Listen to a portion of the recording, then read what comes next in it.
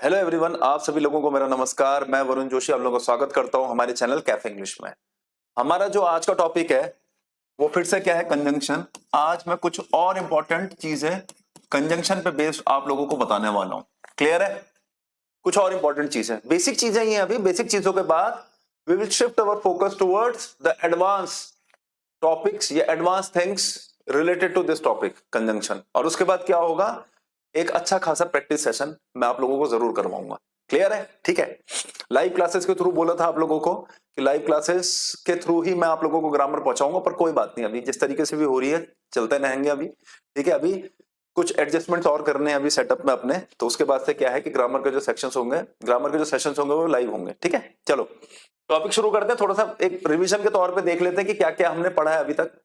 Coordinating conjunctions के बारे में आप लोगों को बताया था मैंने, उससे शुरू करा था। कंजंक्शंस के बारे में बताया था, फैन बॉयज हमने डिस्कस करा था। सबऑर्डिनेटिंग कंजंक्शंस क्या होते हैं हमारे, कोरिलेटिव कंजंक्शंस क्या होते हैं, either or, neither nor, not only but also whether or, इस तरीके से। ठीक है, अच्छा। उसके अलावा फिर क्या क्या टाइप्स डिस्कस करें, as soon as, no sooner के साथ देन का कॉम्बिनेशन, और क्या स्ट्रक्चर हम फॉलो करते हैं। नो सूनर के साथ जब देन से वाक्य बनाते हैं तो what structure do we follow, ये बताया था। हार्डली, रेयरली, स्केर्सली और बेयरली के साथ व्हेन का कॉम्बिनेशन बनाते हैं, क्या स्ट्रक्चर फॉलो करते हैं, ये बताया था। उसके अलावा फिर क्या बताया था आपको, हाँ, ऑल दो और दो के साथ येट आता है। येट लगाना कंपलसरी नहीं है, येट की जगह कॉमन लगा सकते हैं, बिल्कुल कोई दिक्कत नहीं है। ठीक है। दूसरी चीज क्या बताई थी कि ऑल दो और दो वाले वाक्य जो हैं, इन्हीं वाक्यों को एक्सप्रेस करने का एक और तरीका है, that is by using spite of और डिस्पाइट। या तो स्पाइट ऑफ बोल लो या डिस्पाइट बोल लो। फर्क क्या है कि स्पाइट ऑफ और डिस्पाइट के साथ पूरा एक क्लॉज नहीं आता है, सिर्फ क्या आता है, नाउन या जेरेंड।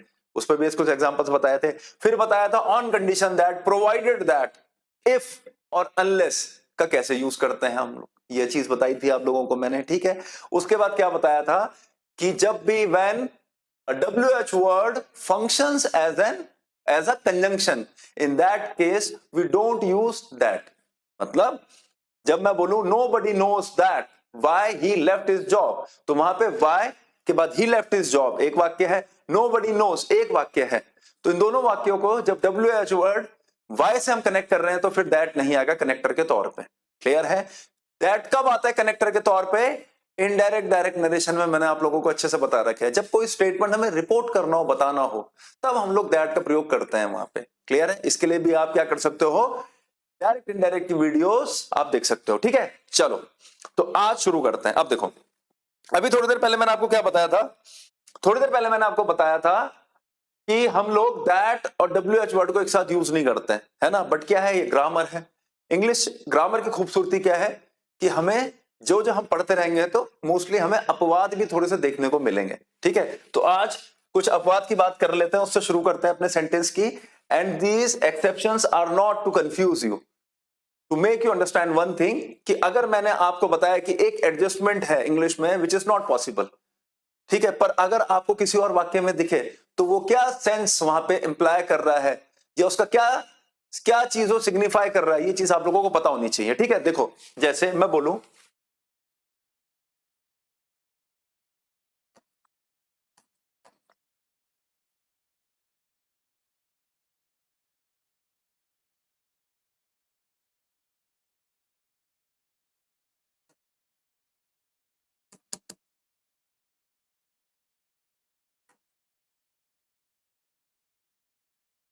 ठीक है,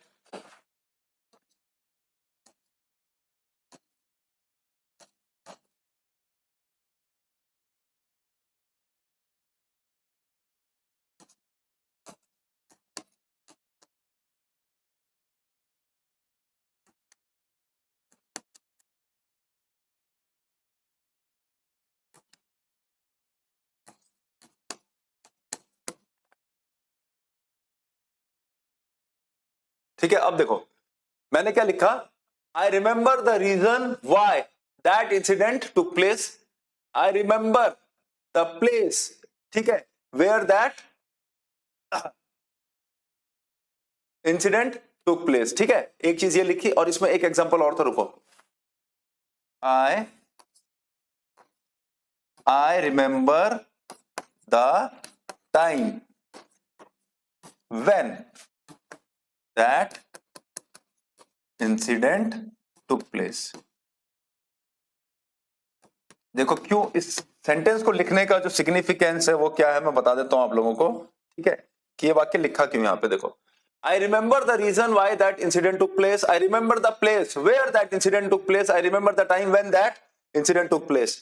लिखने का मेन मकसद क्या है कि मैंने बोला WH वर्ड और दैट एक साथ नहीं आते, ठीक है, तो चलो उन एग्जांपल्स में तो मैंने ये देखा कि दैट की जो पोजीशन है वो WH वर्ड से पहले, बट अगर मैं कहूं कि WH वर्ड और दैट एक साथ नहीं आ सकते तो ये तो मतलब चीज कैसे हो सकती है कि क्या पता सीक्वेंस अगर बदल दे दोनों की तो क्या आ सकते हैं एक साथ या नहीं आ सकते। मतलब जो एग्जांपल्स मैंने आपको बताए थे पिछले वाले सेशन में, वहां पे मैंने आपको क्या बोला था कि जैसे कि I don't know the reason that why he has left his job या why he left his job, ठीक है, I don't remember the reason अगर मैं बोलूं तो यहाँ पे व्हाई आ जाएगा, दैट नहीं आएगा, ये मैंने आपको बताया था। बट अब क्या है यहाँ पे WH वर्ड पहले आ रहा है और दैट आ रहा है, तो क्या ये पॉसिबिलिटी है या नहीं है, तो आपको समझना है। आप देखो क्या, देखो यहाँ पे ये तीनों के तीनों वाक्य जो हैं जो मैंने लिखे हैं ये तीनों के तीनों वाक्य आर एब्सोल्युटली करेक्ट, पहली चीज तो ये है। अब तुम बोलोगे सर कर क्या रहे हो, एक तरफ आप बोलते हो WH वर्ड और दैट एक साथ आएगा नहीं, अगले एग्जांपल में लिख देते हो, तो कोई बात नहीं, सिग्निफिकेंस समझ लेते हैं, क्लियर है। यहाँ दोनों वो कंजंक्शन के तौर पर आपस में कनेक्शन स्टैब्लिश नहीं हो रहा इनका,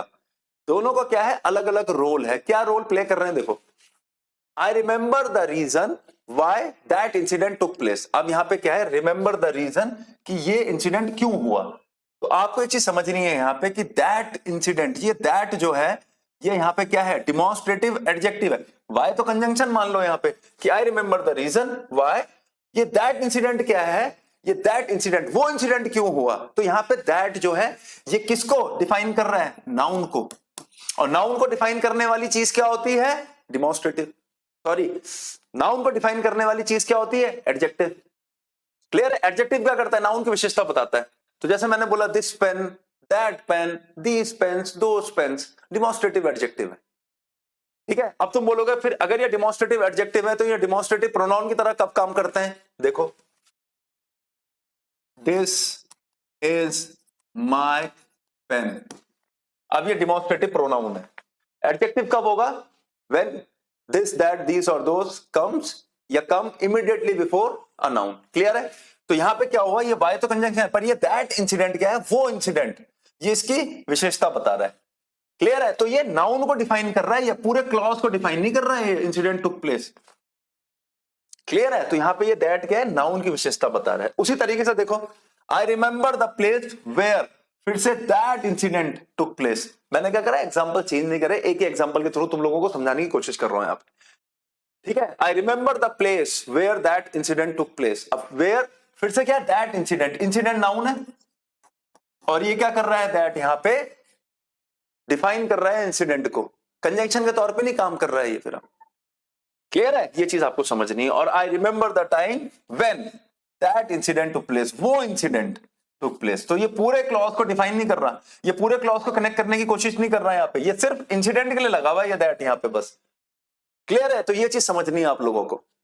तो यहाँ पे ये पूरे क्लॉज का काम नहीं कर रहा है, सॉरी यहाँ पे ये कनेक्टर कंजंक्शन के तौर पे काम नहीं कर रहा है, क्लियर है। तो ये कंफ्यूज मत होना कि सर वहां पे तो आपने बोला था कि दैट और वाई एक साथ नहीं आएगा, तो यहाँ वाई और दैट एक साथ कैसे आ गया, क्लियर है।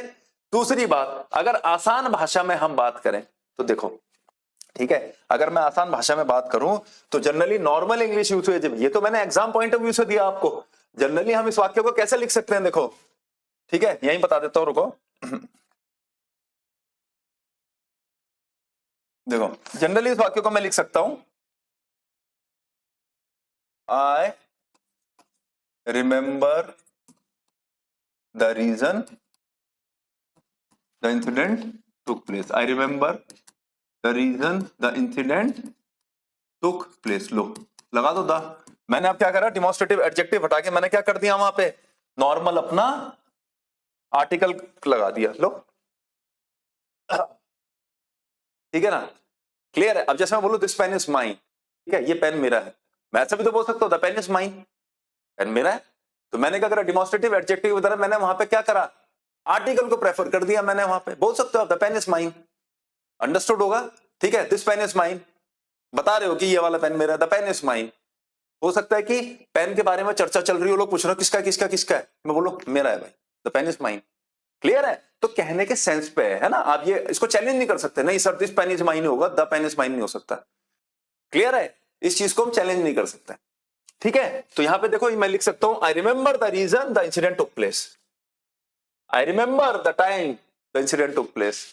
व्हेन लगाने की जरूरत ही नहीं है, पर क्या है कि हम एग्जाम पॉइंट ऑफ व्यू के हिसाब से देख रहे हैं इसको। क्लियर है?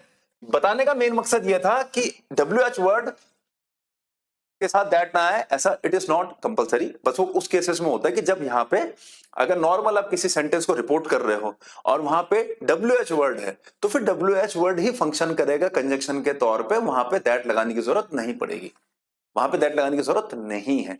यहां पे दैट के मायने अलग हैं, वो क्या कर रहा है, नाउन को डिफाइन कर रहा है यहां पे, और नाउन को डिफाइन करने वाली चीज को हम लोग एडजेक्टिव बोलते हैं। आई होप ये चीज आप लोगों की समझ में आई होगी। ठीक है, इसी बात पे क्या करते हैं, थोड़ा सा आगे बढ़ जाते हैं। नहीं समझ में आएगा कोई दिक्कत नहीं है, आप कमेंट सेक्शन में कमेंट ड्रॉप करना, फिर इस बारे में थोड़ा सा और बात कर लेंगे। ठीक है, चलो अगला टाइप देखो, एक और, I doubt if slash that slash whether he will pass the exam। ठीक है, I am doubtful if oblique that oblique whether he will return my money। ठीक है, ठीक है, और एक लिखते हैं आई doubted if oblique that oblique whether he would reach on time। बहुत बेसिक सा टाइप है ना। 3 कंजंक्शन यहां पे मैंने दिया, आई doubt if oblique that oblique weather he will pass the exam, I am doubtful if slash that oblique weather he will return my money, I doubted if oblique that oblique weather he would reach on time. Clear है? On time और in time में क्या फर्क है? On time का मतलब होता है एग्जैक्टली एट दैट टाइम, जैसे 10 बजे की बात करी तो शार्प एट 10 o'clock है ना। इन टाइम का मतलब क्या है? विद इन दैट, मतलब 10 से पहले ही पहुंच गया, विद इन टाइम, उस टाइम लिमिट तक पहुंचने से पहले वो आ चुका था। ठीक है, चलो तो ये प्रेपोजिशन हम देखेंगे। देखो कंजंक्शन पे चॉइस दी है, क्या लगाना है आपको की समझ नहीं है। देखो यहां क्या कह रहा है, आई डाउट, ये वर्ब है यहां पे, कंफ्यूज मत होना कि सर डाउटफुल बोल रहे हो तो एम लगा दे रहे हो। अरे एम डाउटफुल इसलिए बोल रहा हूं क्योंकि डाउटफुल यहां पे क्या है, डाउटफुल आपका क्या है यहां पे, एडजेक्टिव, और एडजेक्टिव के साथ हम लोग इस एमआर का प्रयोग करते हैं। क्लियर है? आई एम डाउट अगर मैं बोलूंगा तो आई एम डाउट का मतलब तो होगा मैं डाउट हूं, आई एम डाउटफुल। ठीक है ना? क्लियर है कि मुझे डाउट है किसी चीज को लेके, जैसे ठीक है, तो आई एम डाउटफुल। ठीक है, आई डाउटेड। ठीक है, तो डाउट जब वर्ब है तो उसके साथ इज एमआर का प्रयोग नहीं करना। क्लियर है? ये चीज आपको ध्यान में रखनी है। ठीक है, चलो डाउटफुल बोलेंगे अगर अवस्था बता रही है तो। ठीक है, चलो ये चीज आपको ध्यान में रखनी है। ठीक है, अगर एडजेक्टिव का यूज करना है डाउट का तो डाउटफुल लगेगा, फिर डाउट का इस्तेमाल नहीं करेंगे। चलो अब बात करते हैं कि लगाएं क्या। आई doubt if slash that slash weather he will pass the exam. अब आपको एक चीज समझनी है, देखो आई डाउट का मतलब क्या है, मुझे संशय है ना, I am not sure, unsure हो किसी चीज को लेके, अनश्योर हो किसी चीज को लेके, इसका मतलब क्या है कि हो सकता है कि वो चीज ना हो, है ना, डाउट है कि क्या पता ये संभव ना हो पाए, मतलब वो एग्जाम पास ना कर पाए। क्लियर है? अब सुनो, दैट का इस्तेमाल हम कब करते हैं, जब हमें नॉर्मली पॉजिटिव सेंटेंस को या किसी सेंटेंस को रिपोर्ट करना हो। I know that he will pass the exam, I know that he will not pass the exam, मुझे पता है वो नहीं पढ़ता, he will not pass the exam. समझ में आया? वर्ब का फर्क है। जब मैं बोलता हूं I know that he will pass, I am sure यार बहुत मेहनती है, पास हो जाएगा। I know that he will not pass the exam, मुझे पता है वो नहीं कर पाएगा पास। ये तो नॉर्मल स्टेटमेंट जब रिपोर्ट करना हो मैं पॉजिटिव नेगेटिव, बट यहां पे देखो क्या है, आउट डाउट, संशय। संशय जब होगा फिर ऐसे केसेस में हम लोग दैट का प्रयोग नहीं करते, हम प्रयोग करते हैं किसका, इफ का या वेदर का। ये चीज आपको ध्यान में रखनी है, ठीक है। किसका प्रयोग करेंगे, इफ का या वेदर का, ठीक है। चलिए आगे बढ़ते हैं इसी में, देखो ठीक है। तो मैंने क्या बोला, जब नॉर्मल सेंटेंस रिपोर्ट करना हो तो हम दैट का प्रयोग करते हैं। जब कहीं पे डाउट शो करनी हो, कहीं पे संशय दिखाना हो, कहीं बताना हो कि शायद ये चीज नहीं हो पाएगी, क्लियर है, तो उस केस में हम लोग किसका प्रयोग करते हैं, इफ और वेदर का। तो आई डाउट इफ या whether he will pass the exam, तो वर्ब पे भी डिपेंड करेगा ये। अगर मैं लिख दूं आई नो, तो I know that he will pass, I know that he will not pass, मुझे पता है। तुझे तो कैसे कैसे मुझे पता है, मैंने उसकी मेहनत देखी है। चलो अगला, आई एम डाउटफुल, फिर से वही है, आई am doubtful if slash that slash weather he will return my money. इसका मतलब क्या कि मुझे संशय है कि वो मेरे पैसे देगा भी नहीं देगा। तो क्या आ जाएगा, या तो इफ आ जाएगा या वेदर आ जाएगा, पर दैट नहीं आएगा। आई am doubtful if he will return my money, weather he will return my money. इसका मतलब यह है कि आप एक मैक्सिमम कैपेसिटी पे यू आर अनश्योर, ये है ठीक है, कि नहीं मिलेगा, ये नहीं हो पाएगा ऐसा, ठीक है। चलो, आई doubted if slash that slash weather he would reach on time. अब दो चीजें ध्यान रखनी है कि डाउटेड है, वर्ब की सेकंड फॉर्म यूज करी है अगर, तो आगे वाक्य कैसा जाएगा, विल का हमने वुड लगाया है, यहां पे भी विल का इस्तेमाल अब नहीं करेंगे क्योंकि यहां डाउटेड है, क्लियर है, ये चीज आपको समझनी है, ठीक है। तो आई डाउटेड इफ या whether he would reach on time. हो सकता है कि आपने देखा कि ये बहुत ही लेट निकला और इस समय तो हैवी ट्रैफिक हो जाता है, क्लियर है, इसको थोड़ा जल्दी निकलना चाहिए था। I am very sure he will not reach on time, clear है। तो उसी सेंटेंस को जब इस तरीके से आप बताओगे, उसमें आप संशय आपने दिखाया, डाउट दिखाया, if you are in doubt, ठीक है, तो हम लोग क्या करेंगे वहां पे, इफ या वेदर का प्रयोग करेंगे। चलो एक चीज और समझनी है इसमें, देखो ज्यादा ट्रैक नहीं करेंगे इसी को, आपको एक चीज समझनी है अभी, वो क्या है देखो, चलो वो ये है कि हम लोग वेदर के साथ किसका कॉम्बिनेशन बनाते हैं, और का, बिटवीन के साथ कॉम्बिनेशन बनता है एंड का, और फ्रॉम के साथ कॉम्बिनेशन बनता है किसका, टू का। ये चीज आपको समझनी है, ठीक है। वैसे तो मेन फोकस मेरा इस पे था, वेदर और पे, मैंने सोचा कि चलो लगे हाथ दो चीजें और बता देते हैं आपको, ठीक है, कॉम्प्लीमेंट्री मान लो।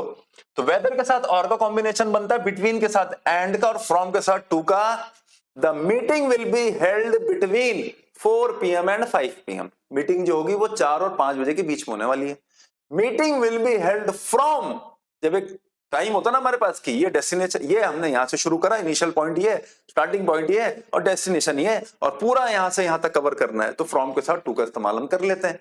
The meeting will be held from 4 PM to 5 PM। ये चीज ध्यान में रखनी है ना, कि ये पॉइंट है, starting origin, point of origin ये है, और वो 5 बजे तक चलेगा, तो फ्रॉम और टू, यहां से लेकर यहां तक, बिटवीन 4 एंड 5 का मतलब इसके बीच में, क्लियर है। अब वेदर और क्यों बताया तुमको, मैं बता देता हूं। देखो मान लो मैं लिखूं आई डाउट, ठीक है, या I am doubtful if oblique that oblique whether he will pass the exam or not, ये बताना चाह रहा था बस तुमको मैं, ठीक है। I doubt oblique am doubtful if slash that slash whether he will pass the exam or not, ये वाक्य लिखा मैंने। अब आप समझ गए क्यों मैंने ये चीज बताई आपको। अब आपको ये चीज समझ नहीं, आपने देखा आई डाउट आई एम डाउटफुल, आपने कहा यार बंदे को डाउट है कि ये चीज हो पाएगी या नहीं, ये चीज हो पाएगी, संशय। सर ने बोला था अगर संशय है या किसी प्रकार का डाउट है तो दैट नहीं लगाते, हम यूज करते हैं फॉर वेदर का, क्लियर है। अब आपने एक चीज और देखी, I doubt I am doubtful if या whether he will pass the exam और नॉट। तो आपको ये चीज समझनी है कि हम लोग जब, और जैसे मैंने और नॉट से वाक्य को खत्म कराया, तो हम लोग क्या करते हैं, वेदर के साथ और का कॉम्बिनेशन लगाते हैं। तो यहां पे क्या आ जाएगा, आई डाउट या I am doubtful whether he will pass the exam और नॉट, क्योंकि वेदर के साथ किसका कॉम्बिनेशन बनता है, और का।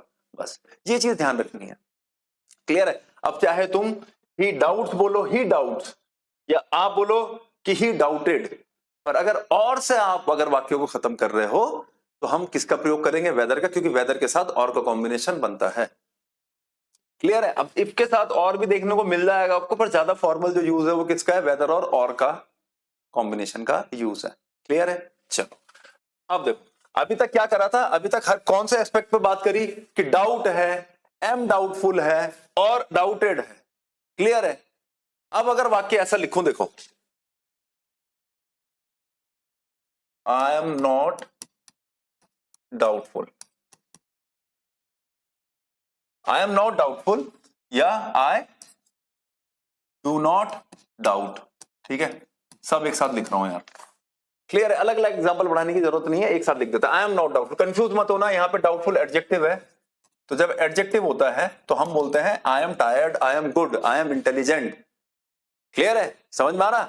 एडजेक्टिव है तो आई am doubtful, I am tired, I am free, ठीक है, I am courageous, I am brave, इस तरीके से, ठीक है। और यहाँ पे क्या है, ये डाउट है तो डू नॉट, ठीक है। अब I am not doubtful, I do not doubt if slash that slash weather he will pass the exam, ठीक है। चलो पूरा बोर्ड ही घेर देते, कोई बात नहीं। देखो, I am not doubtful oblique I do not doubt, ठीक है, if oblique that oblique weather he will pass the exam. अब वो क्या कह रहा है, आई डू नॉट डाउट, मुझे कोई शंका नहीं है इस प्रकार की, मेरे मन में कोई संशय नहीं है। इसका मतलब क्या हुआ कि संशय नहीं है, इसका मतलब क्या है कि यू आर प्रेटी श्योर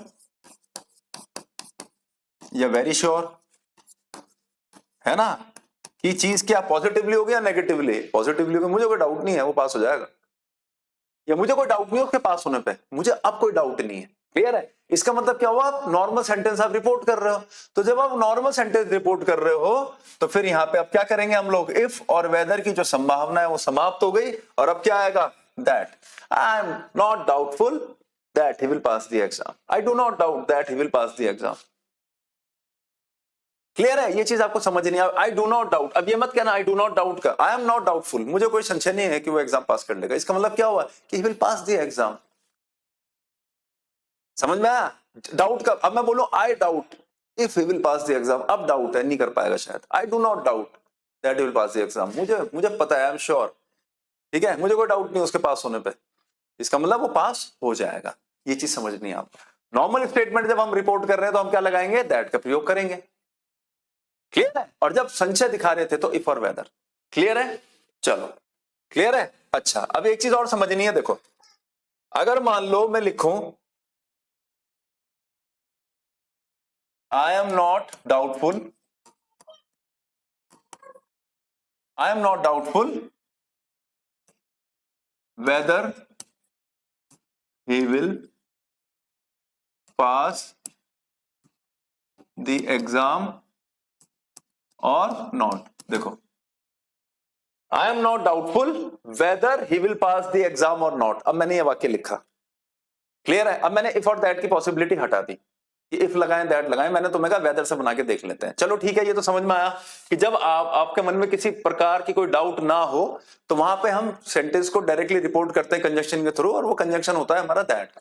जब मन में किसी प्रकार का डाउट हो या व्यक्ति डाउटफुल हो तो वहां पे हम इफ और वेदर का इस्तेमाल कर लेते हैं। उसमें भी क्या है कि अगर सेंटेंस को और से खत्म कर रहे हो तो वेदर को प्रेफरेंस देंगे, क्योंकि वेदर और का कॉम्बिनेशन बनता है, ठीक है, कोरिलेटिव कंजंक्शंस होते हैं ये। चलो कोई बात नहीं, ये भी समझ में आ गया। अब देखो, अब तुमने लिखा I am not doubtful whether he will pass the exam और नॉट।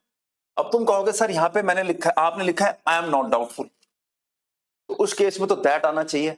चलो मैंने कहा ठीक है, देखो दैट की अगर संभावना बन रही है तो लिख लो यहाँ दैट।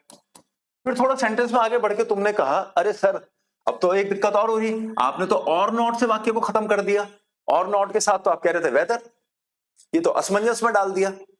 तो आपको क्या समझना है कि सिर्फ रटना नहीं है, थोड़ा सा कॉमन सेंस भी लगाना है, थोड़ा सा दिमाग लगाना है। मैंने क्या बोला, आई एम नॉट डाउटफुल या आई डू नॉट डाउट, इसका मतलब आई डू नॉट डाउट, मैं लिखूं अगर कि I do not doubt his potential, इसका मतलब क्या है, मुझे उसके पोटेंशियल पे कोई शक नहीं है। इसका मतलब तुम्हें पता है कि तुम उसको कोई भी कार्य दोगे वो कर देगा आसानी से। इस सेंटेंस को लंबा चौड़ा हटाओ। तुमने कहा हमारी नहीं समझ में आया ये I am not doubtful, I do not doubt, ठीक है।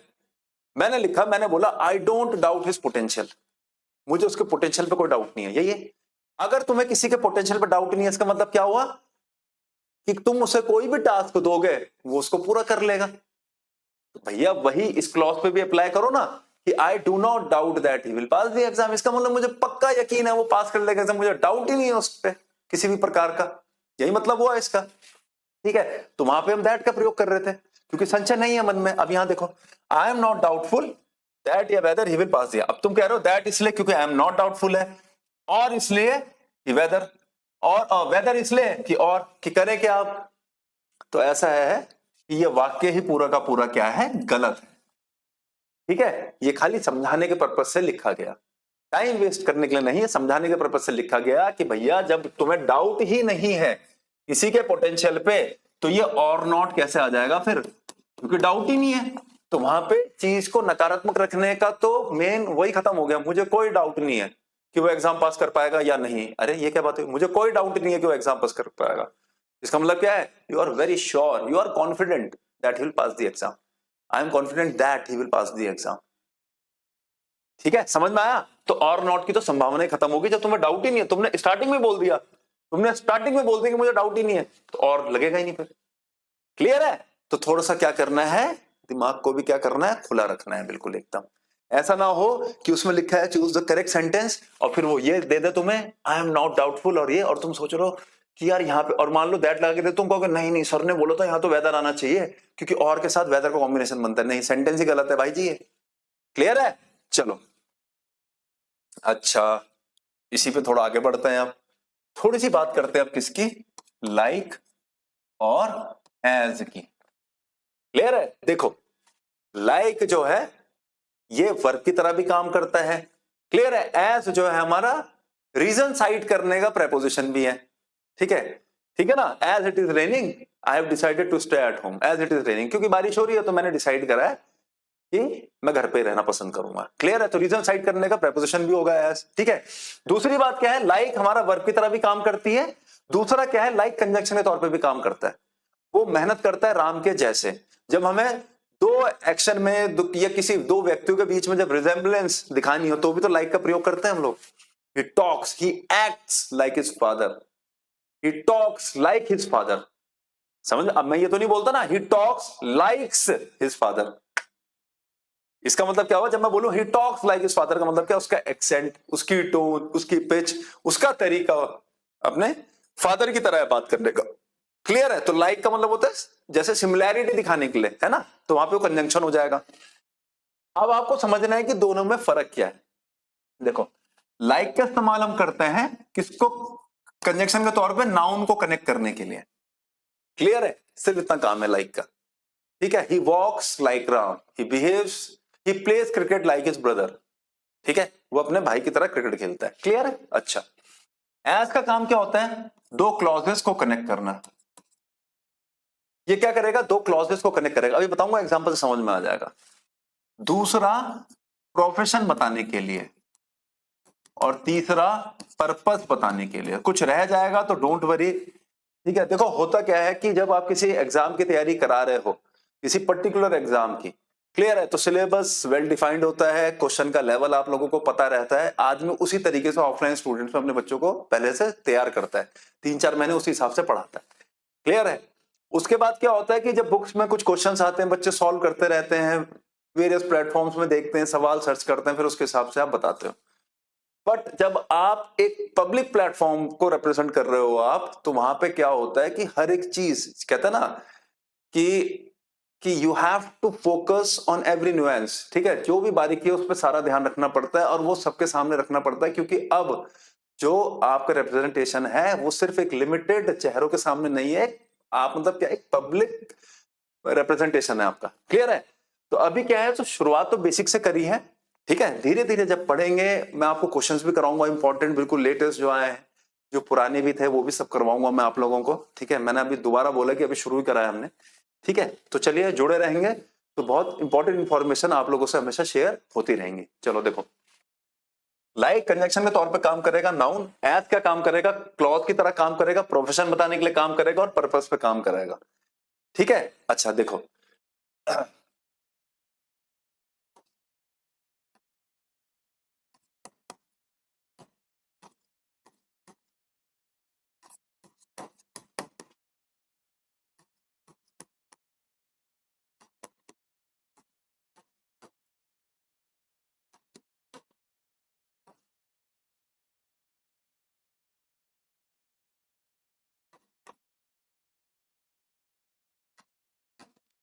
ये लो,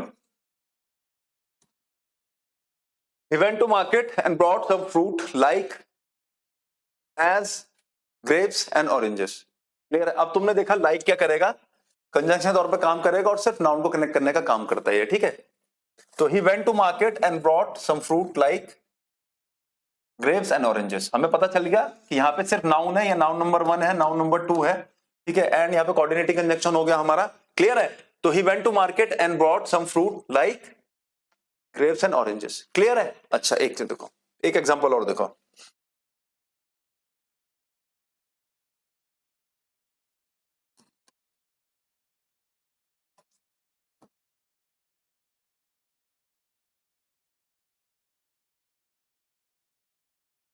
ठीक है, एक इंपॉर्टेंट चीज देखो,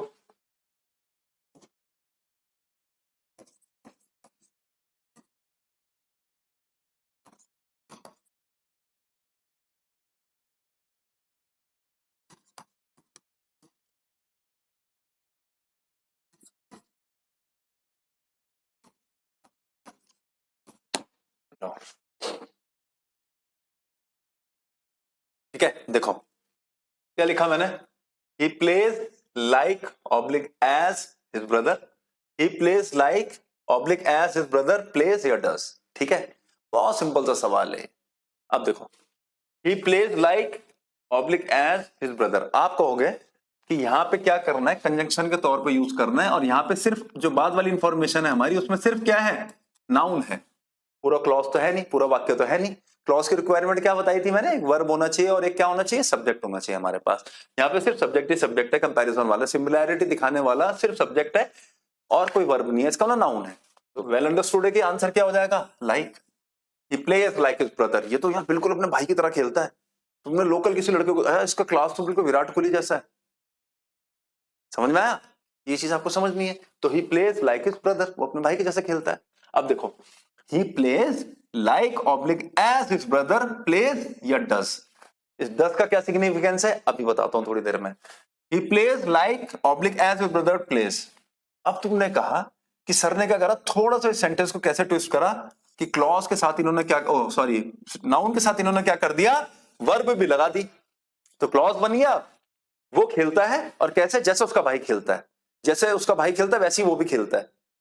ठीक है, समझ में आया? तो अब क्या हुआ, दो एक्शन हो गए ना, दो एक्शन में सिमिलैरिटी दिखा रहे हो। अब तो एक्शन में सिमिलैरिटी दिखा रहे हो तो क्या आ जाएगा, एज, क्योंकि ये क्लॉज हो गया ना अभी। लो, ठीक है, समझ में आया? तो ये काम इस तरीके से यहाँ लाइक और एज हमारे फंक्शन करते हैं। अब दूसरी बात तुम बोलोगे डस क्यों लगाया आपने, डस इसलिए लगाया कि प्लेस की जगह डस भी आ सकता है। क्यों आ सकता है, देखो, ही प्लेस एज हिज ब्रदर डस, जब हम, अब हमें क्या है कि एक्शन में सिमिलैरिटी दिखानी है ना, तो जब जो भी यहाँ पे जो हमारा वर्ब होता है, क्लियर है, और आपको ये दिखाना है कि वो वर्ब दूसरे व्यक्ति द्वारा भी सेम वैसे ही किया जाता है। क्लियर है? तो हम लोग क्या करते हैं, वहां पे दोबारा वर्ब की जगह आप लोग चाहें तो डू या डस का प्रयोग कर सकते हैं एक्शन दिखाने के लिए, मतलब, ठीक है, डू या डस का प्रयोग आप कर सकते हो। डू कब करोगे, जब आपका सब्जेक्ट यहाँ पे प्लूरल हो। He plays as his brothers play या एज हिज ब्रदर्स डू, समझ में आया? क्योंकि हम एक्शन को रिप्रेजेंट करने के लिए हमारे पास एक बेसिक वर्ब डू भी तो होती है। क्लियर है? पर क्या है, एक्शन सेम होना चाहिए। तो he plays as his brother plays या he plays as his brother does. Clear है? सेम एक्शन के लिए ये कर सकते हो आप। ठीक है, ये चीज आपको ध्यान में रखनी है। ठीक है, ऐसी छोटी छोटी चीजें मैं आपको बताऊंगा और कोई दिक्कत नहीं है। डू कब होता है, यहां पे प्लूरल कर दो, ब्रदर्स कर दो तो डू हो जाता। कब करना है ऐसा, जब दोनों पार्टियां, दोनों सब्जेक्ट सेम एक्शन कर रहे हो, तो तब उस एक्शन को दोबारा रिपीट करने की जरूरत नहीं होती, आप उसकी जगह डू या डस लगा सकते हो। Do and does, do and does depend on the subject. Clear है? प्लूरल है तो डू लगाओ, सिंगुलर है तो डस लगाओ। ठीक है, चलो एक एग्जांपल और देखो।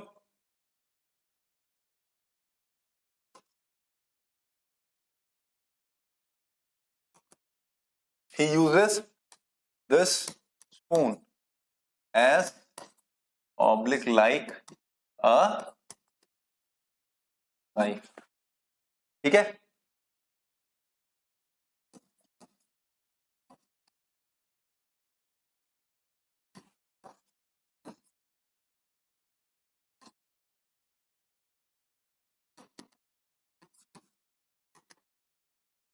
एक एग्जांपल और देखो, he uses this spoon as oblique like a knife, he works as slash like a manager in this hotel.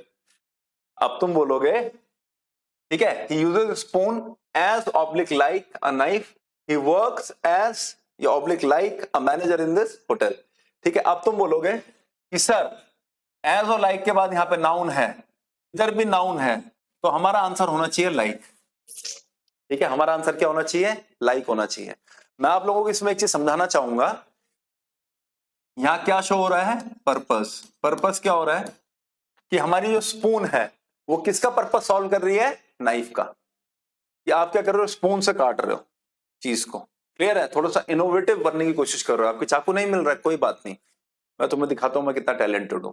Clear है? दूसरा, he works as slash like a manager in this hotel. पता है, अब तुम फिर से समझोगे कि यहाँ पे अ मैनेजर है, ये तो सर नाउन आ गया, तो हमारा तो यहाँ उत्तर जो हो जाएगा लाइक हो जाएगा. आपको एक चीज समझनी है, यहाँ पे क्या बता रहा है? Profession. I work here as a teacher. I work here like a teacher नहीं, लाइक अ टीचर. देखो यहां से इसमें क्या है कि क्लियर कट पता चल रहा है एज ही मेरा आंसर होगा. क्यों? क्योंकि लाइक बताओ कहीं ना कहीं पे क्या शो कर रहे हैं ट्रांसलेशन में? आई work here like a manager. अच्छा, वैसे तो है कौन फिर? जब तुम किसी को बोलोगे ना I work here as a manager, as a manager मतलब मैनेजर के तौर पे काम कर रहे हो. व्हेन आई से आई work here like a manager, like a manager, वैसे क्या है तू? मैं, वैसे तो मैं वेटर हूं, पर क्योंकि मैनेजर यहाँ पे है नहीं, तो मैं आज मैनेजर की तरह एक्ट कर रहा हूं. आई work here like a manager. ये तो मैनेजर ये है, तो यहाँ पे इस पोस्ट पे पर कर रहा काम ये मैनेजर की तरह, ऐसे तो पॉसिबल है ही नहीं. ठीक है ना? तो जब आपको प्रोफेशन अपना दर्शाना है तो हम एज का प्रयोग करते हैं वहां पे. I work here as a teacher. Clear है? I work here as a professor. ठीक है, ये चीज आपको समझनी है. उसी तरीके से यहाँ पे पर्पस की बात हो रही है. नाउन को लेकर कंफ्यूज मत हो जाना. He uses this spoon as a knife. है वो चम्मच, पर वो उसको चाकू की तरह इस्तेमाल कर रहा है. क्लियर है? तो पर्पस और प्रोफेशन अगर किसी वाक्य में आपको शो हो रहा हो तो सिर्फ नाउन के आधार पे कि या इसके एज या लाइक में से हमारे पास चॉइस है, बाद में तो नाउन दे रखा है, सर ने कहा था लाइक के बाद तो नाउन होता, लगा दिया. नहीं, वो कंपैरिजन है. जैसे फ्रूट्स की कैटेगरी, मैंने पहले एग्जांपल क्या दिया था, he went to market and brought some fruit like. तो वो फ्रूट्स की कैटेगरी में क्या था? फ्रूट्स की कैटेगरी में जैसे तुम्हारा फ्रूट की कैटेगरी में तुम्हारा ग्रेप्स आया, ऑरेंजेस आया, तो वो उसको रिप्रेजेंट कर रहा है. यहाँ पे क्या है कि स्पून और नाइफ की कैटेगरी अलग अलग होगी भाई जी. यहाँ ये पर्पस बता रहा है. क्लियर है? ठीक है. और दूसरा क्या है कि ही वर्क्स एज या like a manager in this hotel. भले ही यहाँ पे नाउन का प्रयोग किया गया, पर आपको ये समझना है सिमिलैरिटी नहीं बता रहा. यहाँ पे बता रहा है कि मैनेजर के तौर पे वो काम कर रहा है. लाइक मैनेजर की तरह काम नहीं कर रहा वो, ये तो मैनेजर की तरह काम कर रहा नहीं, वो मैनेजर के तौर पे काम कर रहा है. उसको मैनेजर की पोस्ट हमने दे रखी है. ठीक है ना? तो यहाँ पे क्या आ जाएगा? ये प्रोफेशन शो करेगा. क्लियर है? तो चलिए, इन्हीं टाइप्स के साथ अभी क्या है, फिलहाल अपने सेशन को हम विराम देते हैं. क्लियर है? ठीक है, विराम देते हैं. ज्यादा लंबा सेशन नहीं कर रहा हूं मैं, there is a long way to go, है ना? बहुत सारी चीजें कवर करनी है अभी हम लोगों को, तो धीरे धीरे करके बेस बनाऊंगा मैं आप लोगों का. इन चीजों से क्या हमारी हेल्प होगी? सर बिल्कुल.